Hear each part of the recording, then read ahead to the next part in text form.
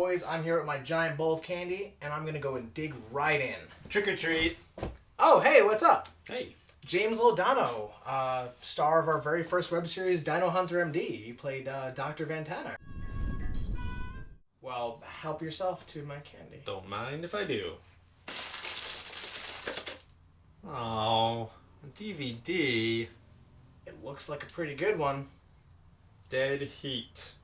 These cops are on the biggest murder case of their lives. Their own. That kind of sounds like the greatest movie ever made. Well, let's not get ahead of ourselves. That's far enough.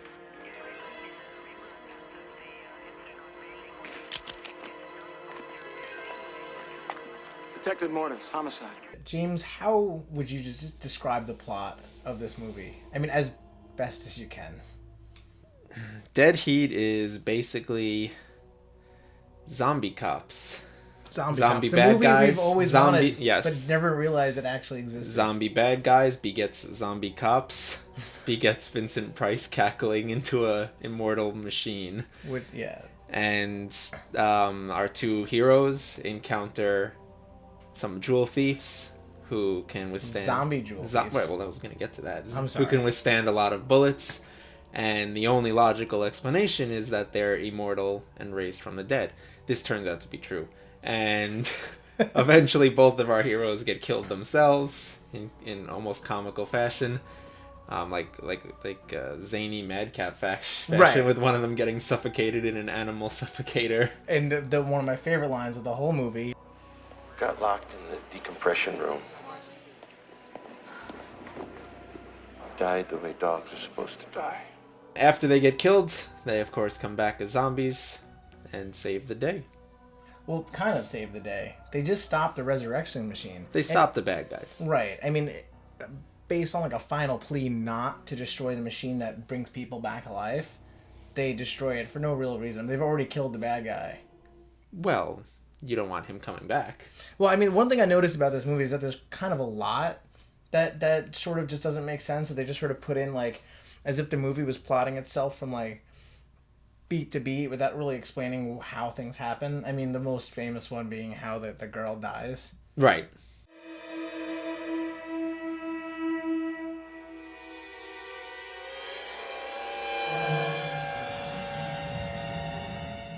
They never explain that, right? No. I'm not crazy. They don't explain how either of the two female leads die. Right, but the one they actually show die. The other one they don't even show die. She's just dead. She's just dead. And the other woman decomposes on the spot. She decomposes on camera in one of what I think is like the coolest like decomposing sequences that I've ever seen.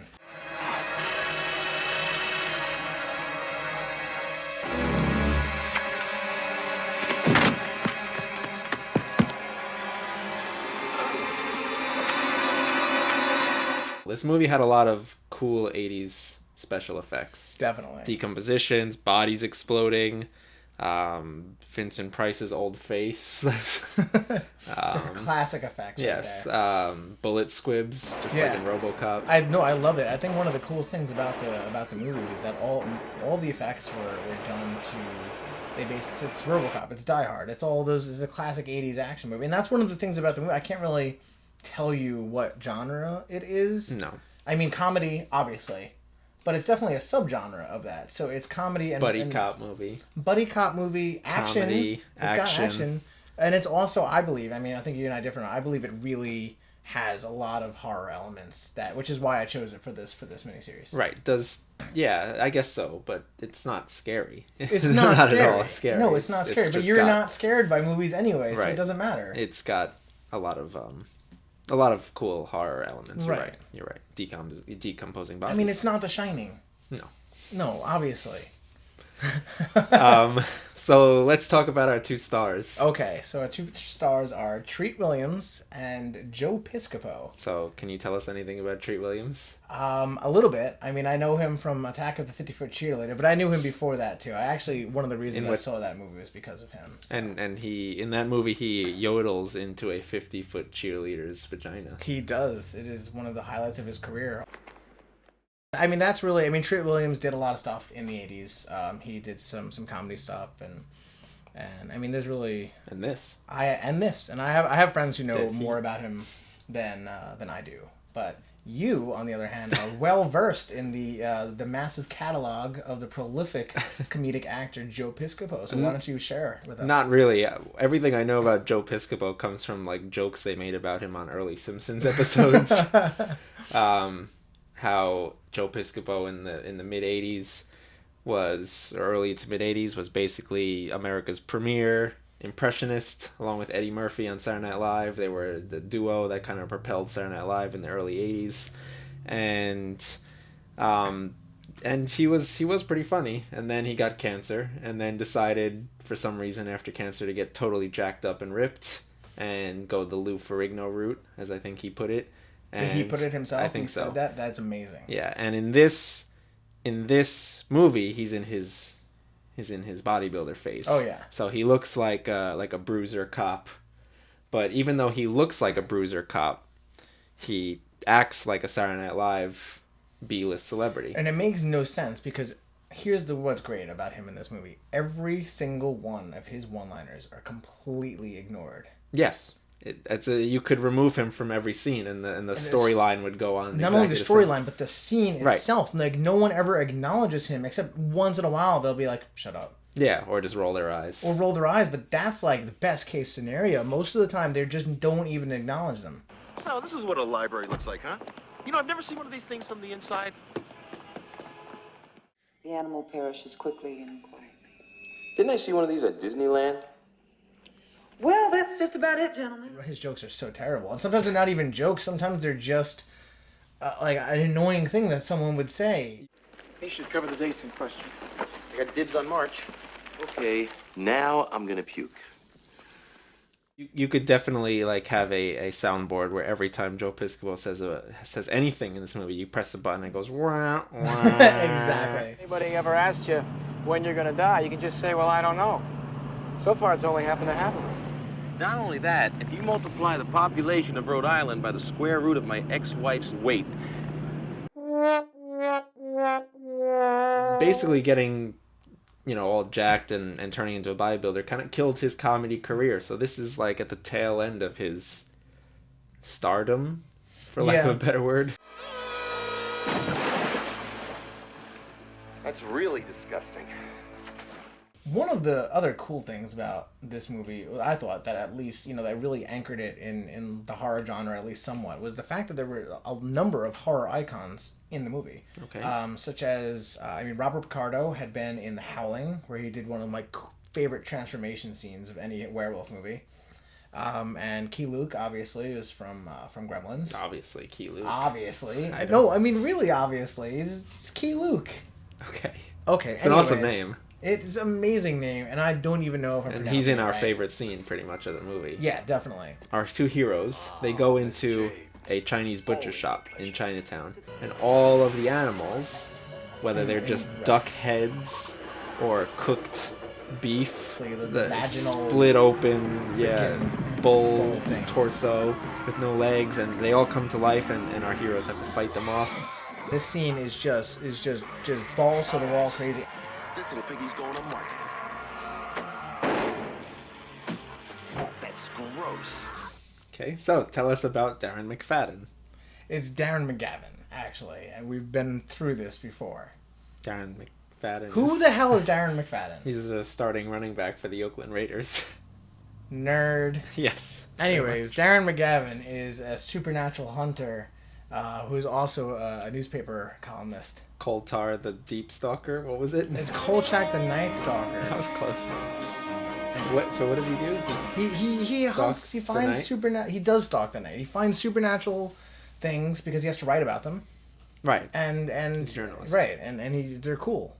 And he's just awesome. This is a He TV wears series? a hat and a suit, and he's very famous. He's This is Kolchak the Night Stalker. This is a TV series? It's a TV series. It's from like the If you want me to 70s take or it 80s. seriously, you gotta stop saying Kolchak the Night Stalker.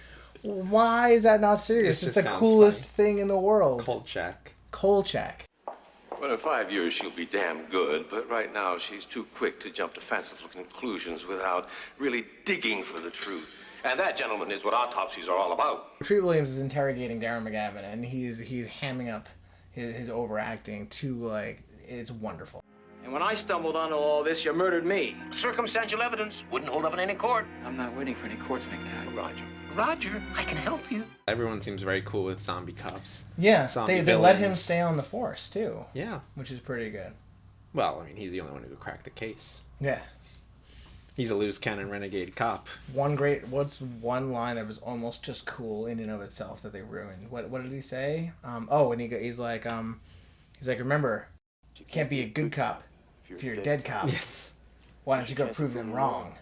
And then you're like, oh, that's so awesome. Yeah, It's like that's such a Like great a line. buddy, it's like that's the buddy cop line. Right, Because it's he's like like- he's dead.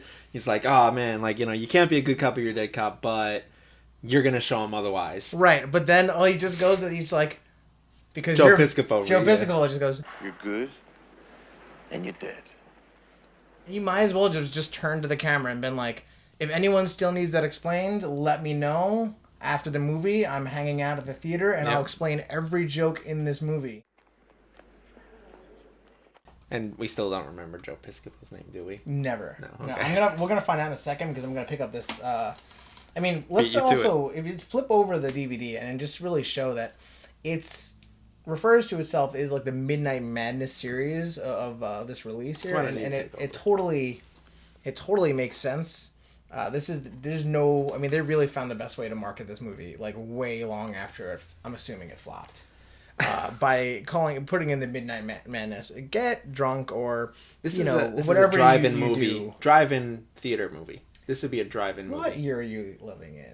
I'm talking about now. Like They still have today. those. They do not have Yes, those. they do. Where? On Long Island. How far do I have to drive to go to a drive-in? I mean, before I get there. You would still be on Long Island. I doubt it. Yeah, Midnight Madness, get very drunk, and throw popcorn at the screen, and you will have a very good time. Did you find out his name on the back of that? Yes. What is it? Bigelow. Detective Oh! Bigelow. Doug Bigelow. I can't. It's so good. Tagline is, you can't keep a good cop dead. That is a beautiful tagline. You know, also, the beginning of the movie is just like, as it's like screenwriting 101, in the way that like, or it's actually like everything 101, because they have the introduction to the characters and they're in a car, right? With like the top down. Right. And there's it's literally like it's been cut in half. And It's like on The one Odd side- Couple. It's like The Odd Couple, but in a car Yeah. that belongs to only one of them. Yes. And I would so assume. Treat Williams, he's dressed in like a suit, and he's like, oh, I thought this was dress down day, because he's dressed in like, I guess like not a really fancy Not a suit. 3-piece suit, just Right. a 2-piece suit. So he's like, and then Joe Piscopo, of course, is dressed, completely relaxed, and he's jumping on things got and talking a about leather ladies, jacket, right, jeans. and a white shirt, and Treat Williams is driving, and he's got a regular, it's a steering wheel and all the stuff you'd find in a normal that half of a car. But on Joe Piscopo's side, there's like dancing hula people and pictures everywhere and it's just, there's no way anyone would have that in their car ever, and it's literally just cut right in It half. looks like it's Joe Piscopo's room. Yes, like he's made it his room. I bet you he refused to come to set unless like he could bring all those things with him. Yep. And he lives in the car, the Yeah. prop car. Yeah, definitely. Lots that happened when his comedy career took a nosedive. Yeah, well, He had to move in the comedy prop car. So overall, James, what were your what was your assessment here of Dead Heat? I liked it. Dead Heat was a lot of fun. I mean, it's certainly a pretty stupid movie, but Definitely, I feel like that it's very aware of it. As you said, it knows 100%. If you're gonna watch this late at night with some friends, it's only 80 minutes long, so you really can't lose that much of your day. Yeah, It's worth it. There's a lot of cool effects, and it's pretty really awesome really cool effects. Like yeah, those scenes were really great. But I mean, otherwise, if you're looking for a serious horror movie, I would not. I would say look elsewhere. But why are you always looking for serious horror movies? I'm not. What kind of person is always doing that? This is what you need. This is a break. So so this is that's why it gets an entry into the Friday Night Frights, for not really being a horror movie, but for being a break. And I bet you this will be despite it being a goofball movie, it'll have the biggest horror star in all of your movies. Because Vincent Price, how are you going to beat that for horror? Yeah, horror no. pedigree. Yeah, I guess. I mean, I was never really, hugely into Vincent Price. But still. But yeah, I mean, you really can't Schlocky beat that, horror. that. Yeah, you definitely can't beat it. So, what do you say? You want to go put this back on the bookshelf and grab a drink? Sure, let's do it. Let's do it.